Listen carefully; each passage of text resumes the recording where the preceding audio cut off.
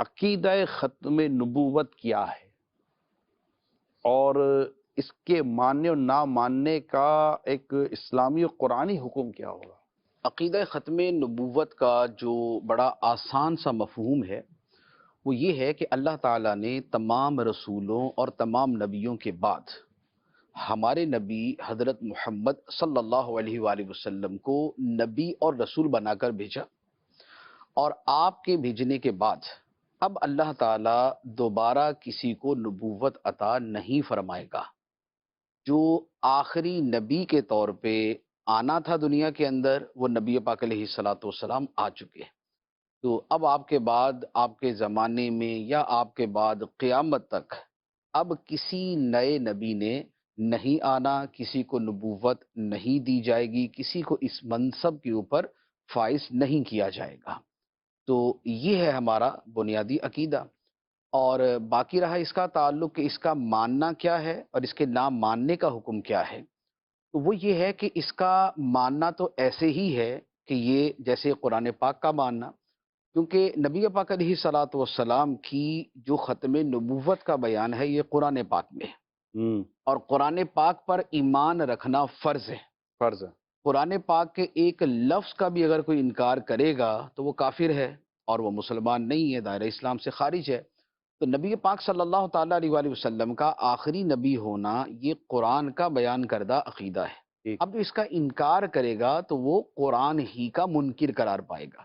تو قرآن کا منکر کافر ہے، قرآن میں بیان کردہ عقیدے کا منکر وہ بھی کافر ہے۔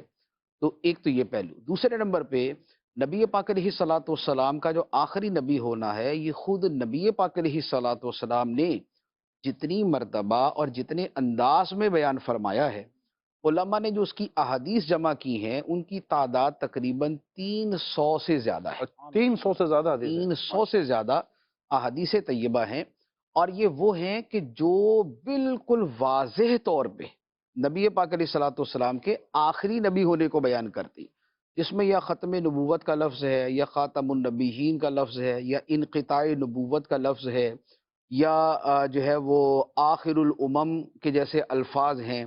اس طرح کے وہ الفاظ کے جس میں بہت واضح طور پہ عبارت النص کے طور پہ، اشارت النص کے طور پہ یہ موجود ہوگا کہ نبی پاک علیہ السلام آخری نبی۔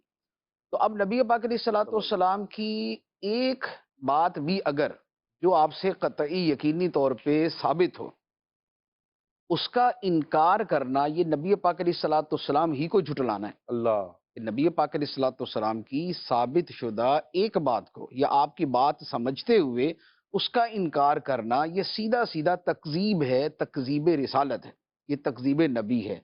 تو ایک بات کا انکار کرنے والا بھی کافر ہے جبکہ اس کی نسبت کو وہ مان لے۔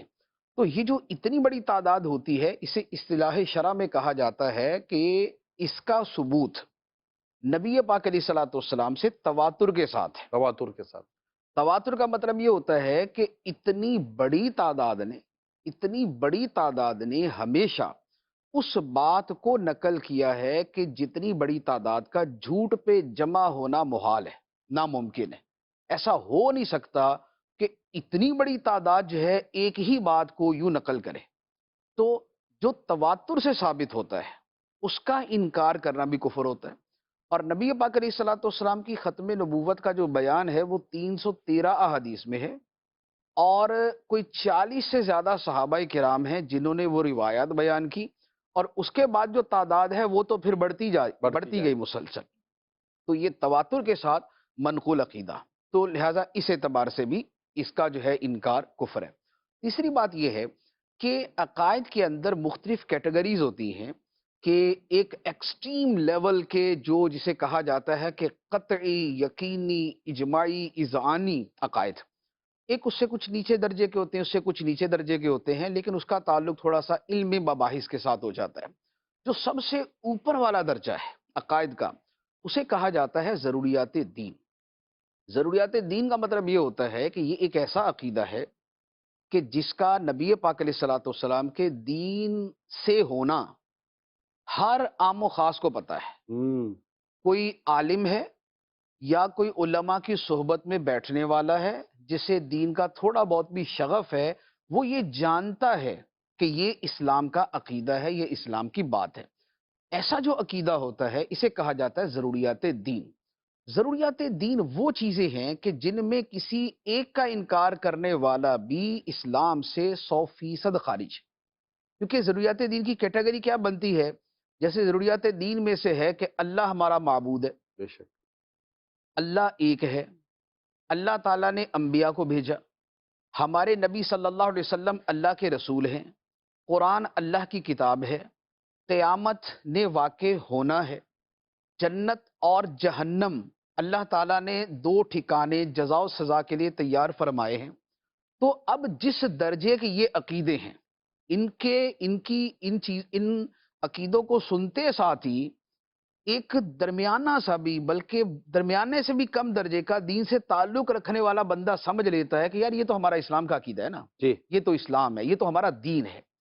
نبی پاک علیہ الصلوۃ والسلام کے ختم نبوت کا عقیدہ بھی اسی کیٹیگری میں آتا ہے، اللہ اسی قسم میں آتا ہے۔ تو یہ اس لیول کا عقیدہ ہے اور اس پر پوری امت متفق ہے، یعنی یہ اجماع امت سے ہے، اور اجماع امت بھی اس بات کے اوپر کہ یہ دین کے مرکزی ترین عقیدوں میں سے ایک عقیدہ ہے۔